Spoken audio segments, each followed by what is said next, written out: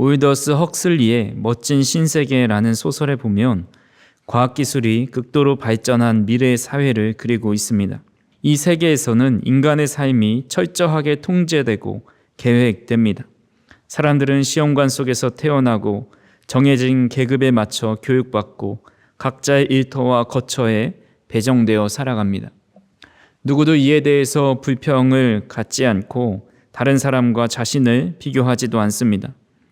때로는 감정이 조금이라도 어려운 마음이 들어있다면 소마라는 약 하나를 복용하면 모든 감정이 사라지게 됩니다. 전쟁도 없고 고통도 없고 슬픔도 없습니다. 언뜻 보면 완벽해 보이고 지상낙원과 같아 보입니다. 하지만 이 멋진 신세계에 없는 것이 있습니다. 바로 아버지와 어머니입니다. 부모라는 존재는 이 세계에 철저히 사라졌습니다. 그들은 불완전한 인간에게서 사람이 태어나는 것보다 완벽한 시스템에서 사람이 제조되는 것이 더 낫다고 생각합니다.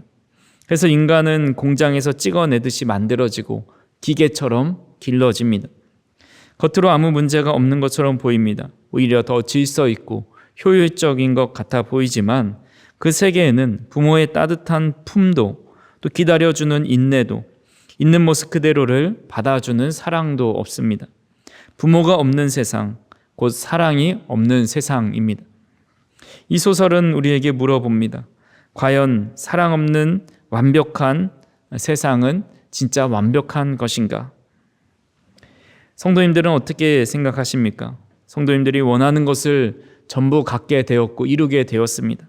정말 그토록 바라던 로또에 당첨이 되었습니다. 그런데 사랑하는 가족이 없고 사랑할 대상이 없이 철저하게 개인주의의 삶을 살아가게 된다면 정말 행복할까요? 그 삶이 완벽한 삶일까요? 성경은 우리에게 말씀하십니다. 고린도전서 13장 1절에서 3절에 보시면 내가 사람의 방언과 천사의 말을 할지라도 사랑이 없으면 소리 나는 구리와 울리는 꽹과리가 되고 내가 예언하는 능력이 있어 모든 비밀과 모든 지식을 알고 또 산을 옮길 만한 모든 믿음이 있을지라도 사랑이 없으면 내가 아무것도 아니요 내가 내게 있는 모든 것으로 구제하고 또 내 몸을 불사르게 내어줄지라도 사랑이 없으면 내게 아무 유익이 없느니라. 사랑이 없으면 울리는 꽹과리가 되고 사랑이 없으면 아무런 존재도 아니고 아무 유익도 없다고 말씀합니다. 아무리 세상의 모든 것을 가지고 있다 할지라도 사랑을 주고받을 대상이 없다면 그만큼 허무한 인생은 없습니다. 그렇게 우리의 삶의 가장 중요한 요소 중에 하나가 사랑입니다. 그런데 사랑하기가 얼마나 힘든지 모릅니다. 하버드 출신 치과의사 민병진 교수는 자녀 교육에 대한 솔루션을 해주고 그에 관련된 책들도 낸 사람입니다. 그분이 책에서 자신의 경험담을 이야기합니다. 딸이 하나 있는데 딸을 어린 시절에 미국으로 유학을 보냈습니다. 이 교수님은 어린 시절 딸을 유학 보내놓고 부모의 사랑을 온전히 주지 못한 것에 대해서 늘 미안한 마음이 있었습니다. 10년 정도 유학을 한 딸에게 이렇게 물어봅니다. 딸아, 너를 유학 보내지 않고 우리나라에서 함께 공부하면서 데리고 있었으면 더 좋을 뻔했을 것 같아 라고 이야기합니다. 그러자 이 딸이 말합니다. 아니요, 그건 아빠 생각이에요. 저는 미국에서의 생활이 더 재밌었어요. 아마 우리나라에 살면서 엄마 아빠 사이에서 지냈다고 한다면 스트레스 받아서 정말 힘들었을 거예요. 그분이 이 말을 듣고 할 말을 잃었다고 합니다. 자신은 딸을 위해서 정말 많은 사랑을 주었다라고 생각을 하지만 그 사랑은 결국 자신의 방식대로 주었던 사랑이었고 자녀는 그것을 사랑으로 느끼지 못했다라는 겁니다. 누구나 가정에 사랑이 넘치고 행복한 삶을 살아가기 원합니다. 세상의 그 어떤 외적인 요소보다 사랑이 가장 중요하다라는 것도 알고 있습니다. 하지만 우리는 진정한 사랑을 모르고 내가 원하는 방식대로 사랑을 줄 때가 있습니다. 오늘 저와 우리 성도님들이 성경에서 말씀하시는 사랑에 대해 다시 한번 생각해 보기를 바랍니다. 특별히 5월 가정의 달과 또 어버이 주일을 맞이하면서 오늘 말씀을 통해 부모님과 또 부부와 자녀 사이에 이 성경이 말씀하시는 참 사랑으로 가득 찬 가정들이 되실 수 있기를 주님의 이름으로 축원합니다. 고린도전서 13장은 사랑장으로 알려져 있습니다. 그래서 사랑이란 단어가 참 많이 나옵니다. 그리고 실제로 성경에서 사랑에 관해 가장 완벽하게 설명하고 있는 책장 중에 하나라고 할 수가 있습니다. 특별히 4절에서 7절은 사랑을 어떻게 해야 되는지 15가지로 알려주고 있습니다. 4절부터 보시면 첫 번째로 사랑은 오래 참으라 말씀합니다. 두 번째로 사랑은 온유한 것이다. 세 번째로 사랑은 시기하지 않는다. 네 번째로 사랑은 자랑하지 않는다. 다섯 번째로 사랑은 교만하지 않는다 말씀합니다. 그 다음에 5절에 보시면 여섯 번째로 사랑은 무례히 행하지 않는 것이고, 일곱 번째로 자기 유익을 구하지 않는 것이고, 여덟 번째로 성내지 않는 것이고, 아홉 번째로 악한 것을 생각하지 않는 것입니다. 또 6절에 보시면 열 번째로 사랑은 불의를 기뻐하지 않는 것이고, 11번째로 진리와 함께 기뻐하는 것입니다. 7절에 보시면 12번째로 사랑은 모든 것을 참고, 모든 것을 믿고, 모든 것을 바라고, 마지막 15번째로 모든 것을 견디는 것이다 말씀하고 있습니다. 우리는 이 사랑의 방법들만 이렇게 읽어보아도 마음에 감동이 있고, 정말 이런 사랑을 해야지라는 생각이 들게 됩니다. 근데 여기서 중요한 것은 이 나열된 사랑의 방법들에 대해서 중요한 특징이 있습니다. 바로 이 모든 방법들이 동사로 표현되었다라는 겁니다. 사랑을 형용사로나 또 추상 명사로 표현하지 않고 오래 참아내는 것, 온유하게 행동하는 것, 이런 것처럼 동사로 표현하고 있습니다. 우리 사랑은 움직이는 거야 라는 유명한 말이 있듯이 사랑은 행동을 요구하고 행동으로 나타나야 함을 알려주고 있습니다. 우리가 이런 요소 중에 몇 가지를 한번 살펴보도록 하겠습니다. 첫 번째로 사랑은 오래 참는 것이다 말씀합니다. 오래 참다라는 말을 뉴킹 제임스 성경을 보면 Love suffers long 이라고 번역을 해놓았습니다. suffer라는 단어는 고통을 겪다, 시달리다 라는 뜻을 가지고 있습니다. 뒤에 long이라는 단어를 통해서 긴 고통을 견디는 것이 사랑이다 라고 정의할 수가 있습니다. 초대 교부 크리소스톰은 오래 참음에 대해 이런 설명을 했습니다. 사람들에게 그릇된 대우를 받고 잘못 취급받아 상처를 받았을 때 복수할 수 있는 힘이 있음에도 불구하고 이를 간과하는 능력이다 라고 말씀하고 있습니다. 그런 의미에서 우리 부모님들이 얼마나 오래 참으셨는지 모릅니다. 부모는 지금 형편에서 자녀에게 최선의 것을 해주려고 합니다. 하지만 자녀는 그런 부모의 마음을 몰라줍니다. 그런 투덜대는 자녀의 말을 통해서 이 부모는 자녀에게 고통을 받고 상처를 받지만 그것을 있는 그대로 드러내지 않고 오히려 내가 미안하다고, 다음에 더 좋은 걸로 해주겠다고 달래줍니다. 우리는 살아가면서 부모님께 많은 상처와 아픔을 드립니다. 근데 부모님은 받은 상처와 아픔을 그대로 갚지 않으시고 오래 참으시면서 우리를 사랑해 주셨습니다. 하지만 부모가 보여주는 오래 참음의 사랑은 결국 한계가 있습니다. 정말 참다 폭발할 때가 있고 때로는 전혀 참지 못할 때가 있습니다. 하지만 하나님은 우리에게 오래 참으시는 그 사랑을 직접 나타내 보여주셨습니다. 그 사랑은 성경 곳곳에 나타나 있는데 대표적으로 우리 출애굽한 이스라엘 백성들을 통해서 우리는 알 수 있습니다. 하나님이 이스라엘 백성들에게 얼마나 잘해주셨습니까? 독수리 날개로 업어서 출애굽하게 해주시고 광야의 40년을 돌보아 주셨습니다. 그들이 모든 과정 속에서 수많은 기적과 하나님의 모든 열심이 그 안에 들어가 있는데 그렇게 하나님께 받은 사랑과 은혜를 어떻게 대갚아 줍니까? 그들은 금송아지를 만들어 놓고 우리를 인도해낸 하나님이 바로 이 금송아지다라고 말하면서 우상 숭배합니다. 하나님은 이스라엘 백성들에게 분노하셨지만 결국 그들을 용서하시면서 이렇게 말씀하십니다. 출애굽기 34장 6절에서 7절에 보시면 여호와께서 그의 앞으로 지나시며 선포하시되 여호와라 여호와라 자비롭고 은혜롭고 노하기를 더디하고 인자와 진실이 많은 하나님이라. 인자를 천대까지 베풀며 악과 과실과 죄를 용서하리라 라고 말씀합니다. 하나님은 그들이 행한 대로 갚아주시지 않으시고 그들에게 인자를 1000대까지 베풀고 악과 과실과 죄를 용서하신다 말씀하고 있습니다. 이후에 이스라엘 백성들이 가나안 땅에 들어가 이스라엘이라는 그 나라를 이루면서 살아갔지만 결국 그 왕들은 하나님을 배반하고 배역하고 우상숭배하였습니다. 그럼에도 하나님은 여전히 그들을 오래 참으시면서 사랑하십니다. 예레미야 31장 3절에 보시면 옛적에 여호와께서 나에게 나타나사 내가 영원한 사랑으로 너를 사랑하기에 인자함으로 너를 이끌었다 하였노라. 하나님은 영원한 사랑으로 너를 이끌었다고 말씀하십니다. 그리고 그들의 행위대로 갚지 않으시고 결국 그 하나님의 사랑이 예수 그리스도를 이 땅에 보내심으로 그 메시아를 보내시겠다는 약속을 성취하심으로 주님의 오래 참으신 그 사랑을 나타내고 있습니다. 예수님도 이 땅에 오셔서 얼마나 오래 참으셔서 우리 인간들을 사랑하셨는지 모릅니다. 예수님은 공생의 3년 동안 제대로 쉬지도 못하시고 복음을 전하시면서 가난하고 소외된 자들을 찾아다니셨습니다. 한 사람의 병자를 만나기 위해서 먼 길을 배를 타고 가는 것도 마다하지 않으셨습니다. 그런데 그렇게 베풀어 주신 그 사람들이 예수님께 드린 보답은 무엇입니까? 바로 주님을 향한 비판과 욕설과 배반이었습니다.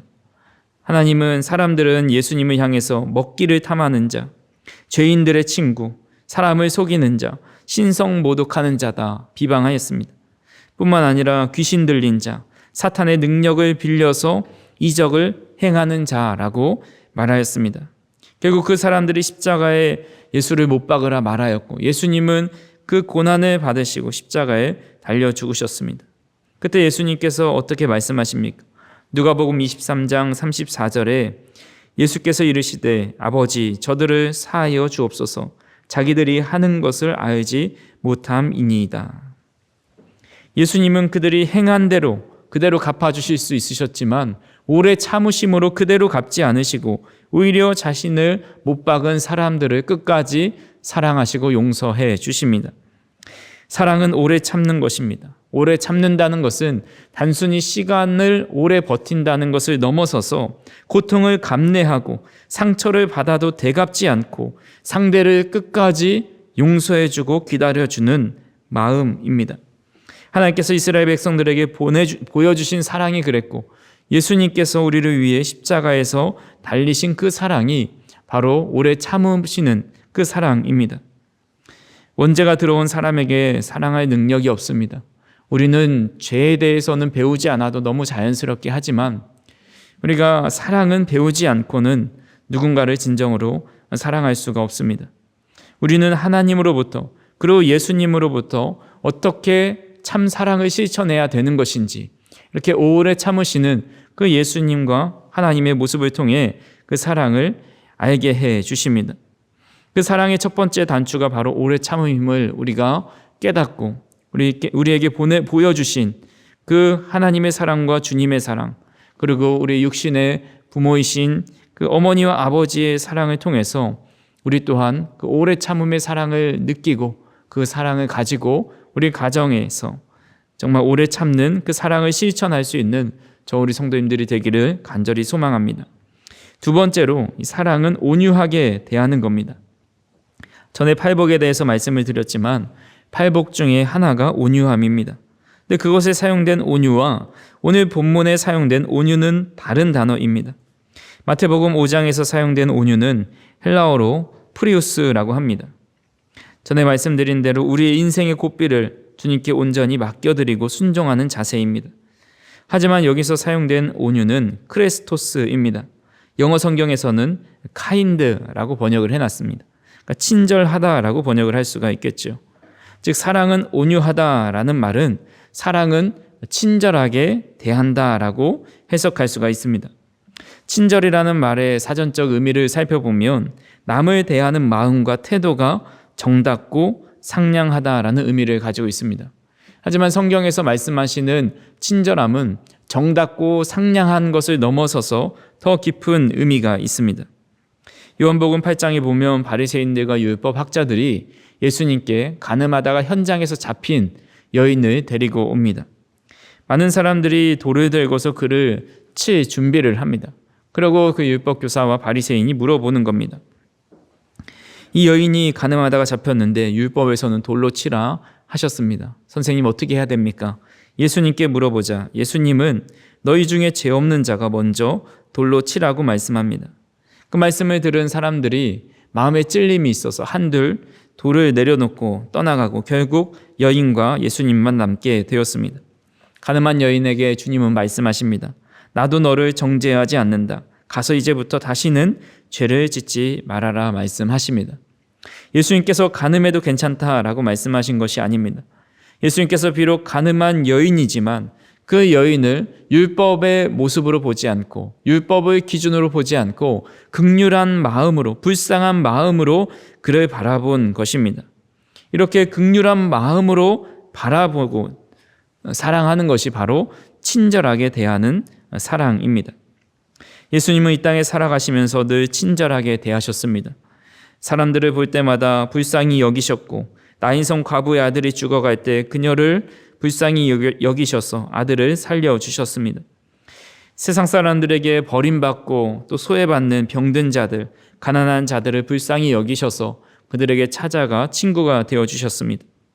그래서 로버트 번즈라는 분은 마음이 착하고 친절한 자가 하나님을 가장 닮은 자이다라는 말을 했습니다. 친절한 사람이 하나님의 성품과 가장 많이 닮은 사람이라는 것입니다. 사랑은 온유하게 친절하게 대하는 것입니다. 근데 그 친절을 실천하기 가장 어려운 곳이 바로 가정입니다. 가족은 누구보다 가까운 사이지만 아이러니하게도 가장 상처를 주기 쉬운 곳이기도 합니다. 특히 부모에게 더 온유하고 친절하기가 쉽지가 않습니다. 오랜 세월 우리를 위해 헌신하셨지만 우리는 그 헌신을 당연하게 여기고 때로는 날카로운 말로 상처를 드리기도 합니다. 부부도 마찬가지입니다. 함께 살아가는 시간 속에서 서로의 실수를 보게 되고 다툴 때가 있습니다. 과거에 뜨겁게 사랑했을 때 얼마나 서로가 친절하였습니까? 그런데 사랑이 식어가면서 점점 객관적으로만 보려고 하는 겁니다. 자녀를 바라볼 때는 어떻습니까? 아이가 어렸을 때 너무나 사랑스러워서 말도 못하는 아이들의 필요를 즉각적으로 챙겨주었습니다. 울음소리만 들어도 기저귀 갈아줘야 되겠구나. 그 울음소리만 들어도 이유식을 가져다 줘야 되겠구나.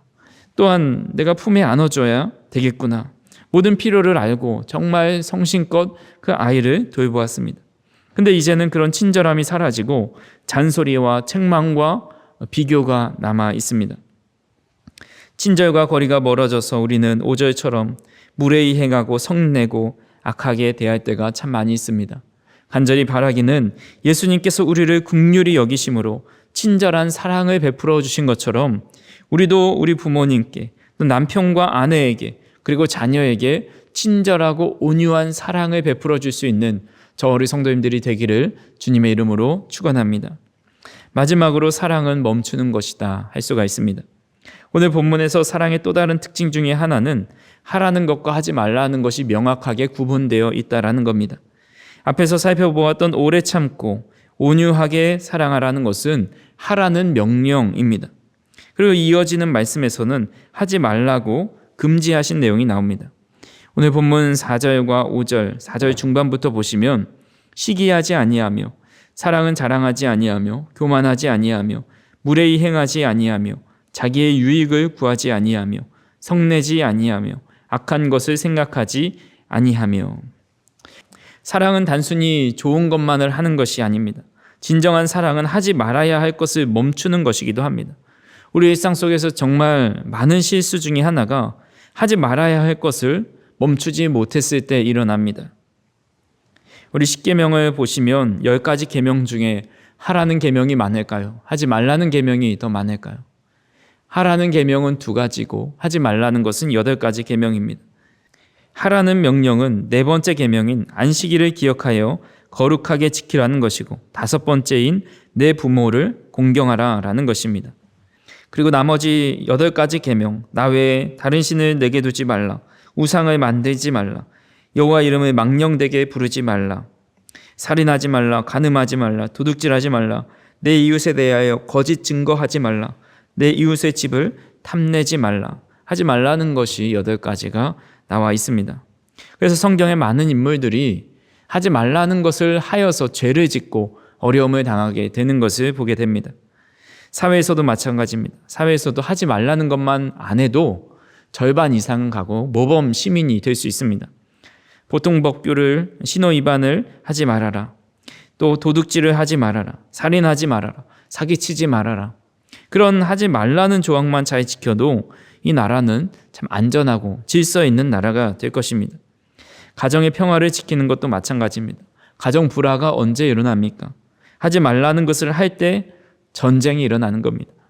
옷을 벗어서 빨래통에 넣으라고 했는데 넣지 않았을 때, 약봉지 뜯어먹고 그대로 식탁에 방치해 놓았을 때, 과자 먹은 찌끄러기들, 또 음료수 먹은 남은 통들 쓰레기통에 넣지 않고 다시 그냥 그 먹은 그 자리에 놓았을 때, 공부하라는데 공부하지 않았을 때, 가정에서 정해놓은 것을 지키지 않을 때에 가정의 평화와 사랑은 깨지게 됩니다.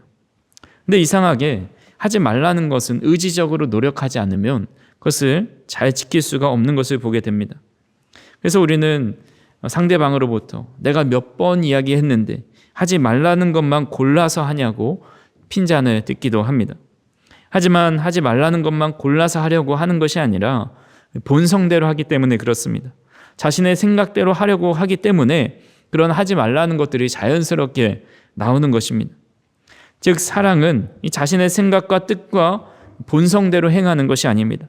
본성을 거슬러서 교만을 멈추고 무례를 멈추고 유익을 구하는 이기주의를 멈추고 또 성내는 것을 멈추고 악한 생각을 잘 멈추는 것이 잘 사랑하는 방법입니다.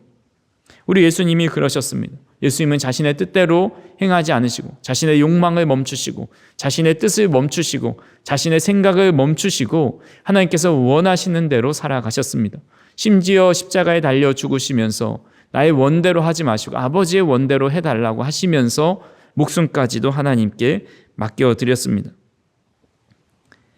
그렇게 사랑하지 못하는 것, 우리 또한 멈추고 그것을 참고 모든 것을 믿고 모든 것을 바라고 모든 것을 견디며 사랑할 수 있어야 합니다. 우리의 생각과 이성대로 멈추는 것을, 이성대로 하는 것을 멈추고 이제는 상대방이 하지 말라는 것, 상대방을 존중하며 그들의 입장에서 사랑하는 것이 참된 사랑이다라는 것입니다. 말씀을 정리합니다. 이 고린도전서 13장에 보시면 이 사랑에 대해서 다 이야기를 하시고 또 14장 1절 첫 시작에 사랑을 추구하라 말씀하고 있습니다. 사랑을 추구하라는 말씀은 사랑을 쫓으라, 사랑을 따르라는 명령어입니다. 우리는 오늘 말씀을 통해서 이 사랑의 이론을 알고 있으면서 과연 나는 진짜 삶으로 사랑을 추구하고 있는가? 열심으로 사랑을 쫓고 있는가? 사랑하는 것이 내 인생의 목표로 삼고 실천하기 애쓰고 있는가를 늘 자문해 보아야 합니다. 조나단 에드워즈는 이렇게 말했습니다. 사랑이 그토록 크고 본질적이고 특징적인 기독교의 핵심 가치라면 스스로 그리스도인이라 고백하는 사람들은 당연히 사랑 안에 거하며 사랑의 일을 풍성히 행해야 한다라고 말했습니다. 사랑은 기독교의 가장 크고 본질적인 핵심 가치입니다. 그렇다면 우리가 참된 그리스도인이라면 우리는 사랑을 행하며 살아가야 하고 그 사랑을 잘 표현하면서 살아가야 합니다. 그리고 그 사랑을 마음껏 펼칠 수 있는 곳이 바로 우리의 가정이 되어야 합니다.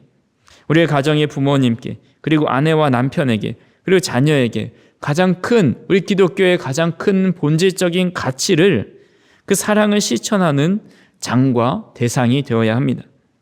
무엇보다 앞서서 살펴보았듯이 오래 참는 것, 또 친절하게 사랑을 베푸는 것, 멈출 때 멈출 수 있는 것은 우리의 의지로 할 수 있는 것이 아닙니다. 성경에 나타난 하나님의 사랑, 예수님의 사랑을 추구하며 살아갈 때 성령께서 그 능력을 주셔서 참된 사랑을 할 수 있는 삶을 살게 하십니다. 우리의 사랑의 실천을 통해서 우리 가정의 참 사랑의 표본을 드러내고 나타내실 수 있는 저 우리 성도님들이 되기를 간절히 소망합니다. 말씀 속에 나타난 하나님의 사랑과 예수님의 사랑을 본받아서 우리 또한 우리 주변 부모님들에게 또 우리 식구들에게 그런 주님의 사랑을 눈으로 보여주고 나타낼 수 있는 저 우리 성도님들이 되기를 주님의 이름으로 축원합니다. 기도하시겠습니다. 사랑과 은혜가 풍성하신 하나님 아버지, 말씀을 통해서 참된 사랑을 어떻게 해 나아가야 하는지 깨닫게 하여 주시니 감사를 드립니다. 하지만 우리의 연약함으로 인해서 무심코 상처 주고 교만하며 성내었던 그런 순간들이 참 많이 있었음을 고백합니다. 특별히 가정 안에서 부모님과 배우자, 자녀들에게 하지 말아야 할 말과 행동으로 아픔을 주었을 때가 있음을 고백합니다. 예수님께서 보여주신 온유한 사랑과 긍휼의 마음을 우리 안에 허락하시고 우리의 말과 행동이 사랑으로 온유하고 친절하게 바뀔 수 있도록 인도하여 주시옵소서. 감사를 드리며 예수님의 이름으로 기도하옵나이다. 아멘.